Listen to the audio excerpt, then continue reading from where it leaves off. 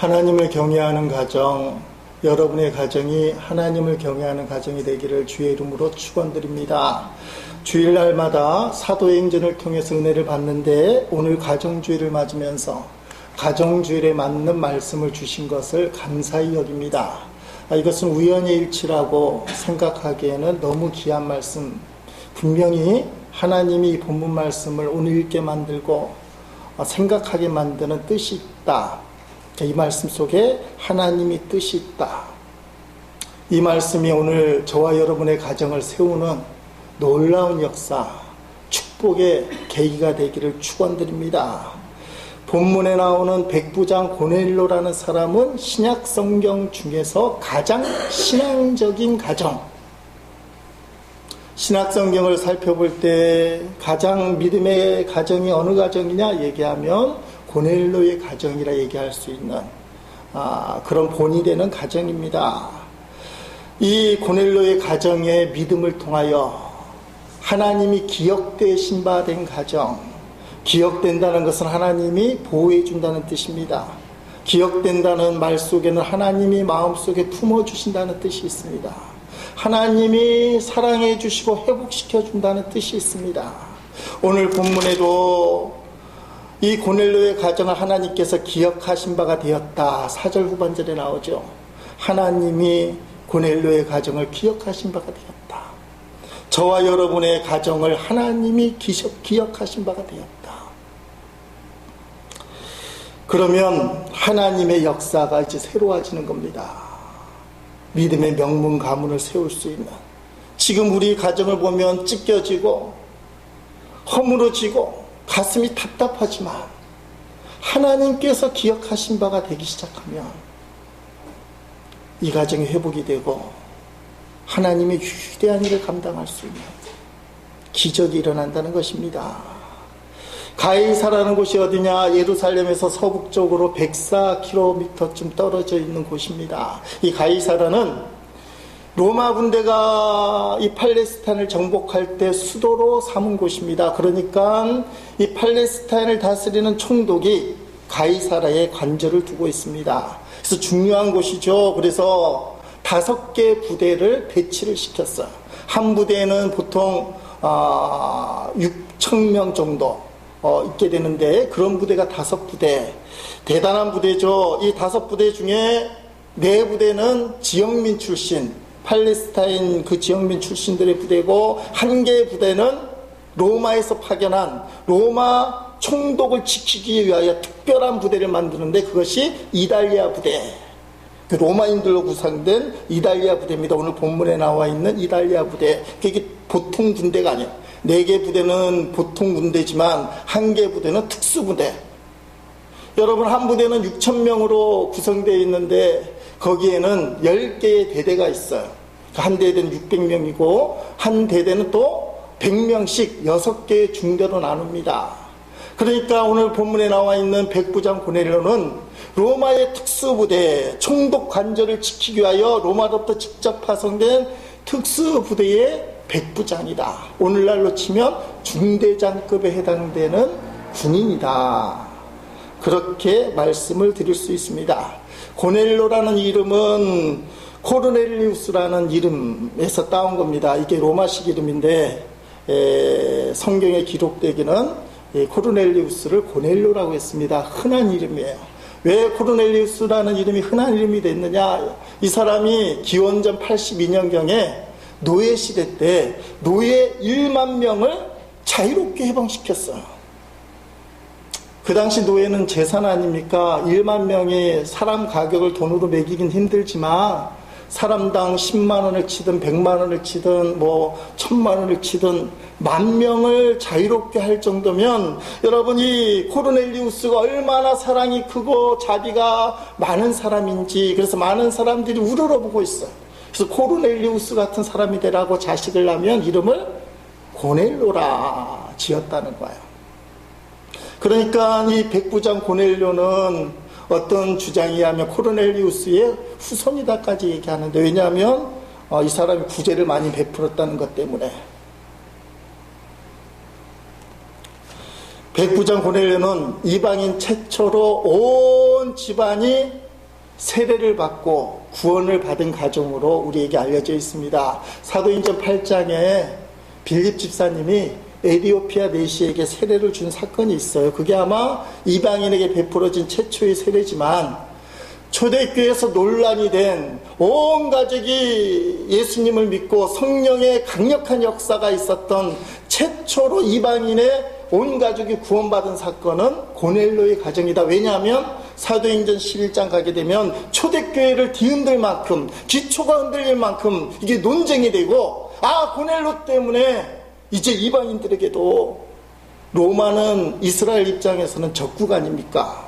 자기들을 제압하고 힘들게 하는 온수 국가인데 그 국가의 백부장도, 그 가정도 구원을 받는다는, 그 초대교회가 사도행전 11장에 가면 이게 엄청난 논란이 되고 이것을 베드로 사도 때문에 인정하게 돼요. 그러니까 고넬료 사건이 상당히 중요한 사건이라는 것입니다. 본문 성경 말씀에 고넬료 가정의 특징, 믿음의 특징 3가지가 본문 2절에 간략하게 나와 있습니다. 2절 말씀 우리 한번 천천히 읽어보십니다. 그가 경건하며 온 지방과 더불어 하나님을 경외하며 백성을 많이 구제하고 하나님께 항상 기도하더니. 아멘. 고넬료의 가정은 첫째, 경건하여 온 지방과 더불어 하나님을 경외하는 가정이었다. 그렇게 말씀하고 있습니다. 여러분, 군인이 신앙생활 하기가 쉬울 것 같아도 쉽지 않아요. 그런데 이 고넬료는 최선을 다해서 신앙생활을 했다는 겁니다. 저희 아들이 경기도 양평에 59 탄약대대, 이런 건 극비가 아니겠죠. 그 탄약대대에 가 있습니다. 언젠가 면회를 갔는데 대대 안에 감리교, 어느 감리교에서 지어준 예쁘장한 예배당이 있어요. 근데 대대장님이 그 교회 집사님인데 교회를 책임지면서 섬겨요. 대대에서 제일 높은 대대장님이 그 교회 집사로서 섬기니까 장병들에게 복음을 전하고 그들 위해서 얼마나 애쓰는지 모릅니다. 성가대가 조직이 돼서 토요일마다 장병들을 모아놓고 성가대 훈련을 하는 거예요. 연습을 하고. 군인이라 훈련이라는 표현을 썼는데, 대대장님이 이제 먹을 걸 내주는 거예요. 간식, 여러 가지 음식 대대장의 사모님하고, 대대장님이 인상도 참 좋아 보이고, 얼마나 애를 쓰는지 모릅니다. 그 대대장님을 떠올리면서 우리 아들이 그래도 좋은 부대에 갔구나. 근데 고넬료를 생각하는 거예요. 백부장 고넬료.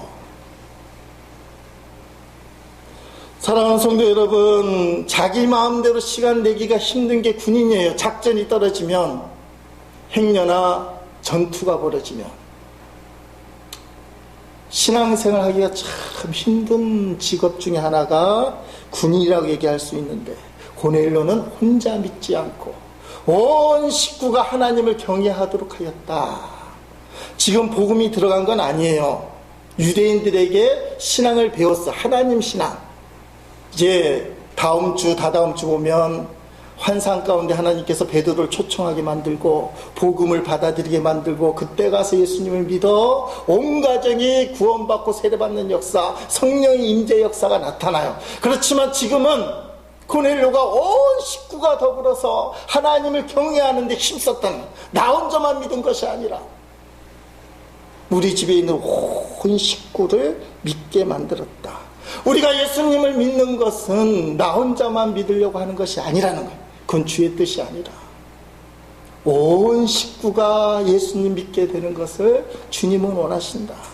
사도행전 16장 31절 말씀 뭐라고 얘기합니까? 읽어보겠습니다. 이르되 주 예수를 믿으라. 그리하면 너와 네 집이 구원을 받으리라. 아멘. 자, 주 예수를 믿으라. 빌립보 감옥의 간수장에게 하는 말씀이지만 주 예수를 믿게 되면 너와 너의 집이 구원을 얻으리라. 나 혼자만 구원을 받는 것이 아니라 온 집안 식구가 구원을 받는 역사. 믿지 않는 부모님도 믿게 되고 믿지 않는 배우자도 믿게 되고 믿지 않는 자녀들도 제대로 믿게 되는 역사. 그게 주 예수를 믿는 저와 여러분의 믿음이라는 거예요. 반드시 하나님 그걸 이루실 줄로 믿습니다. 눈물로 인과 기도를 위해서 얼마나 기도합니까? 고넬료의 가정은 백성을 많이 구제하는 가정이다. 그렇게 말씀하고 있습니다. 진정한 경건이란 입으로만 끝이 나는 것이 아니고 행동으로 실천되어지는 경건. 고넬료는 하나님을 사랑하는 마음으로 백성들을 사랑했어요. 백성이 누굽니까? 자기가 주둔해 있는 피지배민들이에요. 다스릴 수 있는 사람, 마음대로 할 수 있는 사람. 근데 그 이스라엘 백성을 고넬료는 사랑해서 구제했다. 잠언서에서 구제는 이렇게 설명합니다. 잠언서 9장 19장 17절 28장 27절 말씀 한번 읽어보겠습니다. 가난한 자를 불쌍히 여기는 것은 여호와께 구워드리는 것이니 그의 선행을 그에게 갚아주시리라. 아멘. 가난한 자를 구제하는 자는 궁핍하지 아니하려니와 못 본 채 하는 자에게는 저주가 크리라. 아멘. 두 번째 말씀에 아멘 하기가 좀 쉽지 않으시죠? 첫 말씀은 너무 좋아요. 구제하는 건 하나님께 구워주는 거라. 하나님은 신실하신 하나님이라 꾸임당하시면 그냥 갚아주시는 분이 아니라 30배, 60배, 100배, 1000배로 갚아주시는 분. 근데 두 번째 말씀, 못 본 채 하면 저주가 크리라. 어린이부에서는 동전 모기를 통해서 구제를 실천하고 있습니다. 예배 시간에 헌금도 하고 동전 모기를 해요. 어린이부 주보 광고에 보면 이렇게 나와 있습니다.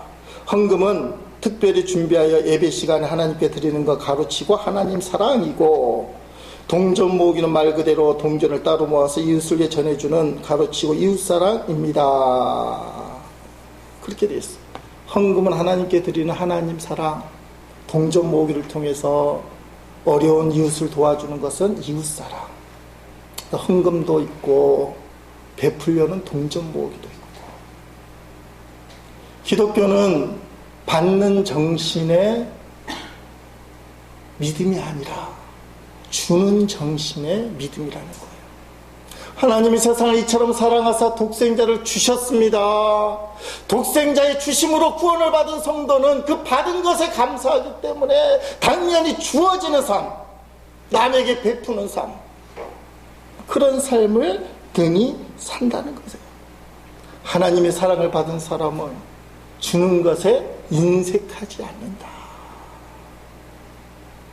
하나님의 가히 없는 사랑, 자식까지 내어주는 사랑, 그 사랑 우리에게 베풀어 주셔. 그 사랑을 받은 사람은 당연히 받은 사랑을 나눠줍니다. 가끔씩 그런 생각을 해봅니다. 자식이 죽게 되면 내가 자식을 대신해서 죽을 수 있지. 확고하게 생각해. 자식이 만약에 죽는 상황이 되면 대신 죽어야지. 근데 하나님이 떠오르는 거예요. 내가 자식을 사랑해서 대신 죽어줄 수 있는데 하나님은 나를 자식 삼아줬기 때문에 독생자를 죽게 하셨어. 나는 생각뿐이고 의지뿐인데 하나님은 2000년 전에 진짜로 주셨어요. 왜냐하면 저와 여러분이 자식이니까. 하나님 보시기에 여러분이 자식이에요. 하나님 당신이 죽을 수 없기 때문에 독생자를 죽게 하셨어요. 우리 아버지, 부모님 되시는 하나님이기 때문에 그 사랑을 느끼면 전율을 느끼고, 받은 사랑이 있기 때문에 내가 자식을 위해서 내 생명을 줄 수 있듯이 똑같이 다른 사람들에게 사랑을 베풀려는 마음이 생기는 것이 그리스도인의 믿음이 된다는 거예요.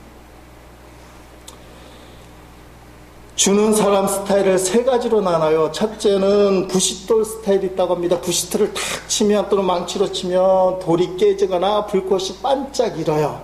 쉽게 말하면 말도 안 통한다 이 말이에요. 꿈쩍도 안 한다. 이 형태는 불통령. 두 번째 스타일은 스펀지 스타일이 있어요. 스펀지는 뭡니까? 짜려면, 물을 빼려면 짜야 돼. 짜면 억지로 나와요. 이런 스타일은 억지형입니다. 세 번째 스타일, 상당히 좋은 스타일 따라합시다. 꿀벌집 스타일. 예, 꿀벌집에는 향기로운 꿀이 가득해요. 그리고 이 꿀벌이 자기 먹으려고 꿀을 찾아 실어 나르는 것이 아니라 남에게 먹이려고 꿀을 찾아 실어 나르잖아요. 저는 이 꿀벌집 스타일을 자주형이라 생각해요. 자연스럽게 주는 형태. 여러분의 삶이 자주형이 되기를 축복합니다. 자연스럽게 주는 형태.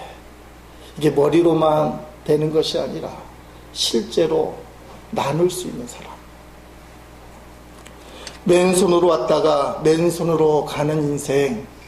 오늘 우리가 무엇인가 잡고 있고 입고 있고 갖고 있고 그것 때문에 문제가 아프다 할지라도 그것은 덤으로 주어진 것. 우리는 뭐고 안 쓰고 그러면 쌓일 것 같아도 자꾸 나눠주고 흩어지면 다 없어질 것 같아도 성경은 그렇지 않다고 얘기합니다.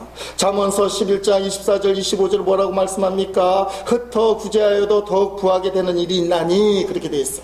가도히 아껴도 가난하게 될 뿐이다. 구제를 좋아하는 자는 풍족하여질 것이요 남을 윤택하게 하는 자는 자기도 윤택하여지리라. 아멘. 나눠주면 풍족해지고 남을 윤택하게 하게 하면 자신도 윤택해진다. 여러분 이것을 고넬료가 깨닫는지 알았는지는 모르겠지만 실천했어요. 자기가 억압할 수 있고 마음대로 할 수 있는 이스라엘 백성을 향하여 그는 구제했다. 2절에 나오죠. 백성을 그것도 많이 구제하였다. 구제하는 것은 믿음이 필요합니다. 생각만으로 되는 게 아니에요. 유희성 목사님 담임하시는 성남 선한목자교회 가끔 제가 설교를 모니터링 할 때가 있어요. 지난 2월 28일 날 부목사님인 최왕남 목사님이 설교를 했는데 이런 내용으로 시작합니다. 지난 신년 특별 집회 때 인천 방주교회 박보영 목사님 오셔서 말씀을 전해주셨는데 큰 도전이 되었습니다. 박 목사님이 교인들에게 도전하시길 우리가 가장 어렵고 힘든 교회에 가서 예배를 드리고 조건 없이 그 교회를 섬기는 일을 합시다. 그렇게 했더니 순종하는 교인이 600명이라는 거예요. 인천 방주교회가 그렇게 많이 모이는 교회는 아니에요. 요새 부흥한다는 얘기는 들었는데 600명이 다른 교회에 가서 예배를 드린 겁니다. 가장 어려운 교회를 찾아가서.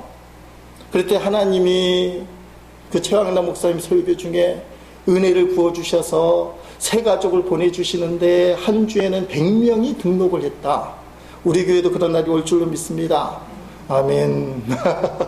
100명이 등록하는 역사가 일어난 거예요. 채워졌다고 하는데 어느 날인가 교회 스텝이 박보영 목사님을 찾아왔다는 겁니다. 목사님 진짜 큰일 났습니다. 큰 위기가 생겼습니다. 그게 도대체 무슨 일이냐고 했더니 교회의 재정이 말이 아니라는 거예요.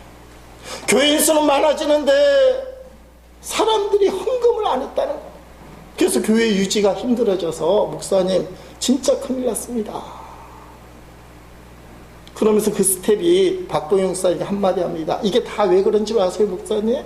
목사님이 다른 교회 가서 섬기라고 그러고 다른 교회 가서 헌금하라고 하는 바람에 섬길 수 있는 교인들, 헌금할 수 있는 교인들이 다 어렵고 힘든 교회 찾아가서 거기 가서 헌금하는 바람에 우리 교회 재정이 안 돌아가는 겁니다.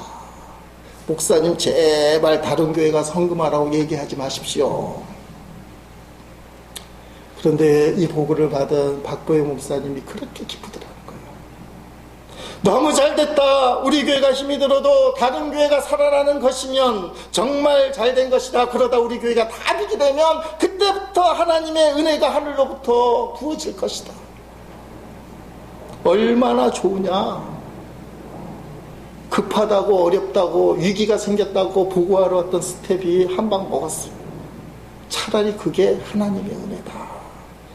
여러분, 나눠지는 믿음이, 박보영 목사님의 믿음이 나눠주는 게 이게 보통 믿음이 아니라는 거예요. 교회는 재정으로 교인 수로 운영되는 것이 아니라 하나님이 기뻐하시는 일을 하면 된다. 능히 대형교회를 이룰 수 있지만 대형교회를 포기하고 하나님이 기뻐하는 일을 우선하면 하나님이 책임져 주신다. 이게 쉬운 일이냐고요. 위쪽에는 이런 바람이 많이 불어요. 교인들을 이제 파송하는 교회들이 생기는데 이상하게 부산 경남에는 대형 교회들이 전혀 움직이지 않고 더 큰 교회만 꿈꾸고 있어요. 저는 우리 김희재 감리교회가 이런 말 할 처지는 아니지만 하나님이 복을 내려주시면 우리가 감당해야 될 나눠줌의 사명이라 생각합니다. 고넬료는 그걸 알았어요. 나눠준다는 것 여러분이 느끼지만 쉽지 않아요. 움켜잡는 건 편하고 좋고 흥분되고 만족스럽지. 나눠지는 거는 그리스도의 십자가 사랑을 모르면 고넬료는 체득했어. 하나님을 경외하게 되면 하나님을 사랑한다는 말인데 나눠주는 믿음이 돼요. 그의 믿음을 증명하는 겁니다. 세 번째는 항상 기도하는 가정. 고넬료는 지위가 높은 사람에도 불구하고 하나님께 기도했습니다. 자기가 다스리는 유대 사람들에게 배웠는데 배운 그대로 규칙대로 항상 기도했습니다. 여러분 왜 기도를 안 합니까? 몰라서 안 합니까? 아니에요. 다 알아요. 기도해야 된다. 기도해야 응답받는다. 기도해야 능력을 받는다. 기도해야 하나님 역사하신다. 기도 안 하면 내가 하고 기도하면 하나님 일하신다. 기도는 기적을 만들어낸다. 기도는 상황을 바뀐다. 다 지식적으로 알아요. 그런데 왜 기도를 안 합니까? 목사부터 왜 기도를 안 합니까? 살아계신 하나님에 대한 확신이 없어서. 지식적으로 아는데 기도가 뒤따르지 않는 이유는 기도해도 안 되더라는 말, 기도해도 안 되더라는 뒷면에는 하나님이 응답을 안 하신다. 이 말은 하나님이 살아계시지 않는다. 그래서 하나님을 요새 좀 심한 말로 박제된 하나님, 눈에 보이는 하나님으로 얘기해. 그래서 하나님 뭐라고 얘기하느냐? 하나님 제가 할 테니까 하나님 도와주세요. 환경을 열어주세요. 나를 뒤에서 밀어주세요. 내가 꿈꾸는 거 이루도록 열어주세요. 이렇게 얘기해. 조력자, 도와주시는 분, 하나님이 결정권자가 아니라. 그러니까 하나님 앞에 온전한 기도를 드리지 못해요. 내가 하나님을 믿어도 하나님의 능력을 믿는 것이 아니라 나의 능력을 믿기 때문에 하나님의 기도하는 것보다 내 일이 앞서 나가는 거예요. 누가 기도합니까? 나는 아무 능력이 없어. 어쩌면 오늘 내가 코로 숨 쉬는 것도 내가 숨 쉬는 것처럼 느끼지만 하나님 내 생명 가져가시면 나는 내 코로도 숨을 못 쉽니다. 이걸 의식하는 사람이 기도해요. 저도 요새 그걸 뼈저리게 느껴요. 내가 하려고 하는 게 너무 많구나. 기도가 줄어들고 내가 하려고 하는 게 강해지는 거야. 하나님을 의지하는 부분은 줄어들고 내가 추구하는 부분을 꿈꾸는 게 강해지는 거야. 하나님 보고 좀 가만히 계세요. 얘가 알아서 할 테니까. 왜 이렇게 된다는 거야? 하나님 내가 어떻게 해야 됩니까? 나는 아무것도 못합니다. 하나님 내 가정을 어떻게 해야 됩니까? 내가 하느라고 애쓰면 애쓸수록 부부관계는 깨지고 자녀들은 지 마음대로 살고 말 안 듣고 부모님에게 한다고 하는 게 오히려 상처를 주고 이게 어떻게 된 겁니까? 아무것도 할 수 없다는 믿음이 있어야 돼요. 이게 믿음인지는 모르지만 내까지 게 하고 보니까 아무것도 아니더라. 잘한다고 하는 게 오히려 게임판을 놓고 힘들게. 우리나라 자녀교육이 얼마나 드셉니까? 자녀교육을 하나님의 뜻대로 하지 않고 내 뜻대로 해보려고 애를 썼는데 이 모양인 거야. 하나님 우리에게 말씀하셔요. 차라리 가만히 있어라. 요새 제가 흥얼거리는 찬양이 있습니다. 출애굽기 14장에 나오는 말씀에 근거한 찬양. 뒤에서는 애국 군대가 득달같이 달려들고 앞에는 홍해 바다가 놓여있고, 이스라엘 백성들은 차라리 애굽 땅에서 죽게 놔두지 이곳까지 끌고 와서 이 황량한 땅에서 우리를 죽게 하느냐고 난리를 부리는 그 현장에서 모세가 하나님 앞에 기도받고 그들에게 이야기한 거예요. 출애굽기 14장 13절 14절 말씀 읽어보시겠습니다. 모세가 백성에게 이르되 너희는 두려워하지 말고 가만히 서서 여호와께서 오늘 너희를 위하여 행하시는 구원을 보라. 너희가 오늘 본 애굽 사람을 영원히 다시 보지 아니하리라. 여호와께서 너희를 위하여 싸우시리니 너희는 가만히 있을지니라. 아멘. 찬양지 244번에 나오잖아요. 보라 너희는 두려워 말고 보라 너희를 인도한 나를 보라 너희는 지치지 말고 보라 너희를 구원한 나를 너희를 치던 적은 어디 있느냐 너희를 억누르던 원수는 어디 있느냐 보라 하나님 구원을 보라 하나님 능력을 너희를 위해서 싸우시는 주의 손을 보라 보라 하나님 구원을 보라 하나님 능력을 너희를 위해서 싸우시는 주의 손을 보라. 아멘. 베드로가 기도했어요. 고넬료가 기도했어요.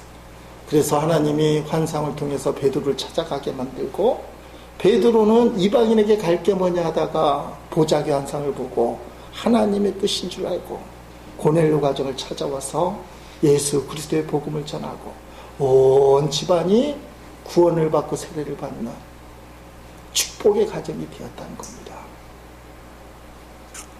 이 모든 것이 하나님의 전적인 역사인데 성경은 특별하게 하나님이 기억하신 바 되었다. 두 가지를 이야기해요. 10장 4절 오늘 본문 말씀 읽어보시겠습니다. 4절 말씀. 고넬료가 주목하여 보고 두려워 이르되 주여 무슨 일이니까? 천사가 이르되 내 기도와 구제가 하나님 앞에 상달되어 기억하신 바가 되었으며. 아멘. 하나님이 두 가지가 상달되었다고, 그리고 기억하신 바 되었다고. 그것은 기도와 구제. 기도와 구제가 상달되고 하나님께 기억되는 인생은 복된 인생. 기도와 구제가 하나님께 상달되게 하고 기억된 바 되는 가정은 축복의 가정이다. 이와 비슷한 내용이 출애굽기에 나옵니다. 하나님이 이스라엘 백성을 애굽에서 탈출한 것은 위대한 사건이에요. 예수님의 십자가 구원 사건과 견줄 만한 구약의 사건 아닙니까? 그때 왜 이스라엘 백성을 구원해 주시느냐? 출애굽기 2장 23절 25절 읽어보겠습니다. 여러 해 후에 애굽 왕은 죽었고 이스라엘 자손은 고된 노동으로 말미암아 탄식하며 부르짖으니 그 고된 노동으로 말미암아 부르짖는 소리가 하나님께 상달된지라. 하나님이 그들의 고통 소리를 들으시고 하나님이 아브라함과 이삭과 야곱에게 세운 그의 언약을 기억하사 하나님이 이스라엘 자손을 돌보셨고 하나님이 그들을 기억하셨더라 하면, 애굽에서 종살이가 너무 고통스러워서 하나님 부르짖었어. 말문이 탁 막혀서 기도도 못했을 거예요. 너무 힘이 드니까. 근데 그게 하나님께 상달되었다. 그리고 하나님이 언약을 기억하셔서 이스라엘 백성을 기억하신 바 되어서 종살이 애굽에서 구원해 주셨다. 이게 영적인 원리예요. 고넬료의 구제와 기도가 상달되고 하나님이 기억하신 바 되어서 축복을 주신 것처럼 이게 영적인 원리예요. 우리가 하나님을 의식하고 죽겠습니다. 살려주십시오. 그러면 아버지 되신 하나님은 우리를 외면하지 못해요. 피값 주고 산 저와 여러분을 포기할 수 없어요. 구약성경에서 이렇게 얘기합니다. 당신들이, 우리 하나님 아버지께서 당신의 자식들이 당하는 고난을 외면하지 않는다. 어떤 부모가 자식들의 아픔과 고통을 외면하겠느냐? 누가, 어떤 부모가 자식을 버리겠느냐? 설령 버린다 할지라도 하나님은 안 버리신다.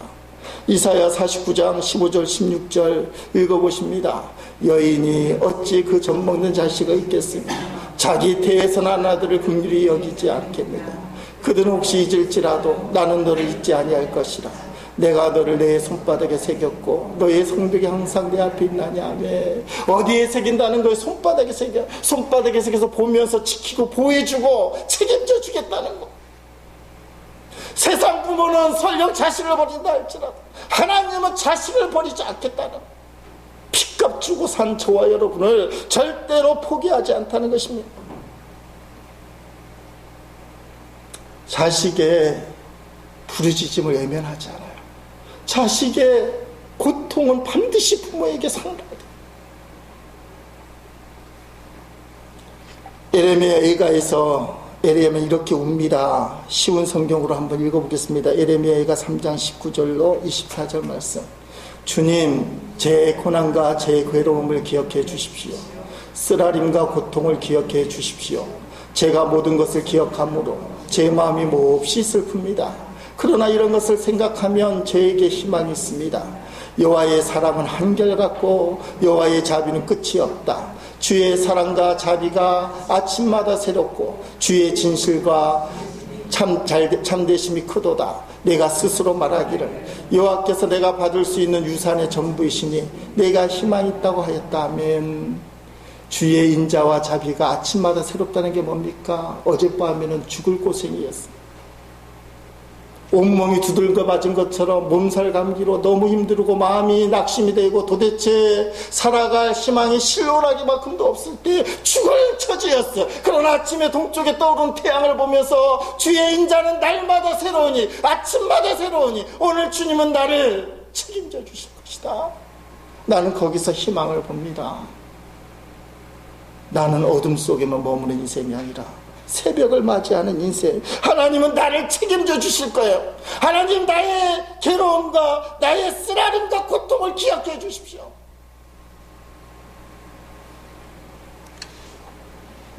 고넬료는 하나님 앞에 기도했어요. 그것이 하나님을 경외하는 신앙의 모습입니다.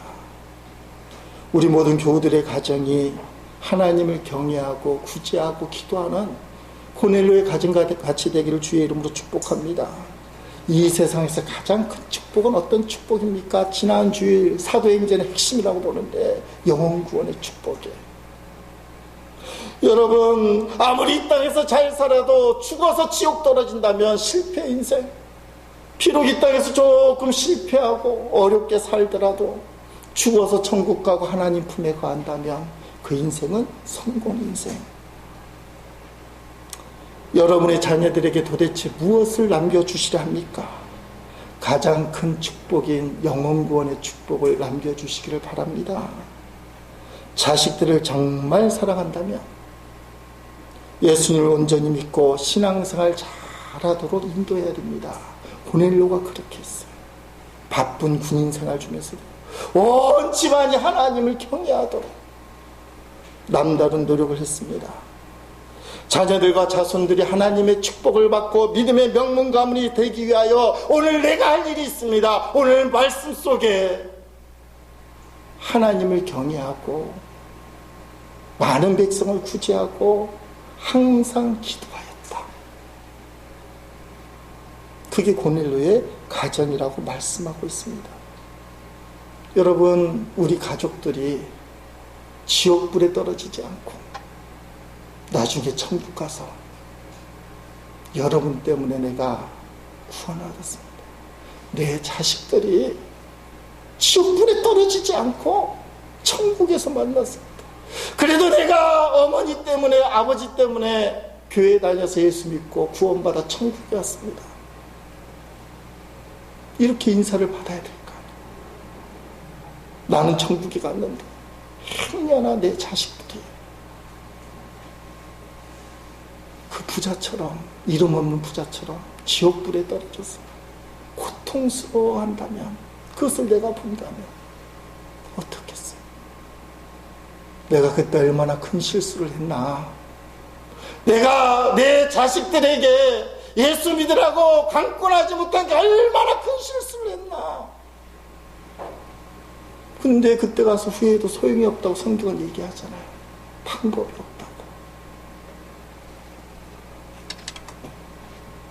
고넬료처럼 온전히 하나님을 경외하는 가정, 그리고 구제와 기도해서 믿음의 기초를 쌓아서 믿음의 명문 가문을 세우는 우리 모든 가정들이 되기를 주님의 이름으로 축원드립니다.